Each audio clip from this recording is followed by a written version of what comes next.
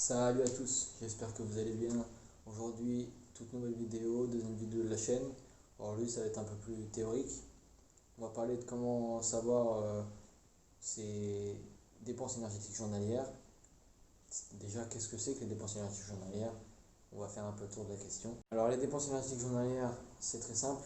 Il faut prendre votre corps et savoir que le corps humain, c'est une machine. C'est une machine, il marche comme une machine. Une voiture, si tu mets pas d'essence, tu n'avances pas, le corps humain c'est exactement pareil. Que ce soit pour une personne qui fait du sport, qui fait un travail physique, ou une personne de bureau, ou une personne qui reste très souvent à rien faire chez soi, il faut savoir que l'être humain dépense un minima calorique qu'on appelle le métabolisme de base. Cela va dépendre de l'âge de la personne, du sexe de la personne, de la taille de la personne et du poids de la personne. Il existe une formule qui s'appelle Harris et Benedict. Cette formule est divisée en deux.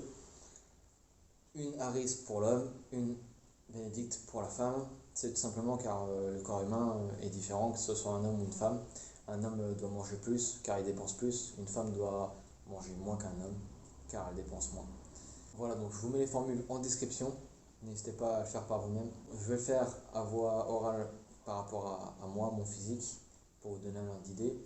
Donc moi aujourd'hui je fais 57 kg, 1m66 et j'ai 18 ans. Avec les formules données en description, ça va me donner un métabolisme de base qui est égal à 1558 calories en métabolisme de base. Ajouté à ça, il faut que je rajoute mon activité physique.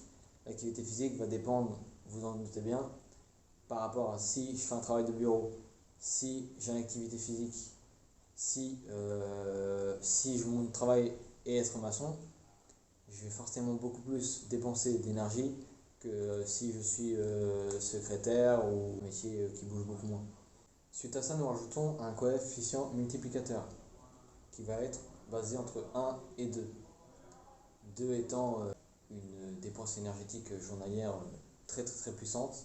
Par exemple, un maçon qui travaille 7-8 heures par jour et qui ensuite va s'entraîner pour faire un futur trail, un futur triathlon ou une future grosse course. C'est-à-dire une dépense énergétique surpuissante. On peut varier entre 1 et 2 comme je vous l'ai dit. Donc par exemple 1,2 ça va être une petite dépense énergétique à côté de son métabolisme de base. Une secrétaire qui marche pas beaucoup, qui fait pas grand chose, même si elle travaille assis sur son bureau, ça va être une dépense énergétique moindre par rapport à un mec qui fait du sport, etc. Donc cette dépense énergétique va être faible. Donc 1,2 multiplié à son métabolisme de base va lui donner son nombre de calories dépensées dans la journée. On va passer à 1,4. 1,4 de coefficient multiplicateur par rapport à son métabolisme de base. Ça va plus être une personne qui a un métier ou un quotidien en tout cas où qui marche pas mal. Il y a facilement 6-8 km par jour. À côté de ça, en plus, il pratique une activité physique. Je ne vais pas vous donner de temps. Selon l'intensité qu'on bosse, on peut bosser 30 minutes et brûler autant de calories qu'en 1h30. Ça va dépendre juste de l'activité physique effectuée.